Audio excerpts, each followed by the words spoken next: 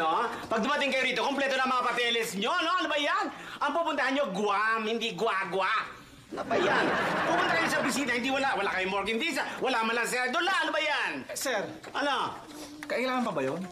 Cedula, of course. Residence certificate para lang yung pinanggalingan mo, no? Sir, pati ho ba police clearance? Natural! Kasi palili, wala giba dito. Kaya, naku, ay, parang pagkakatiwalaan, mayroong barbed wire sa uso. Ano ba yan? Ay, naku! Kumpletuhin yung mga papeles. Yung bago kayo magpunta rito, maloloka ako. Hindi ako kasali sa budget ko, no? Mamo! Mangingitlog na naman si Steve. Punta kayo. Mukhang nga. Ano ba ang problema, Steve? Ito mga tatlong itlog na ito. Gusto mag-abroad, eh, hindi kinukumpleto ang mga papeles. Aba, parang ini-expect na lalakad ako mga paluhod para ibigyan sila ng mga papeles nila. Ano ba yan? Ay, doon na kayo, lumakad na kayo. Disappear. Excuse me, ma'am, bumalik na lang kayo pagkakompleto na. Okay, we're here to help you. When you are, no? Ma'am, ito na po yung mga papel.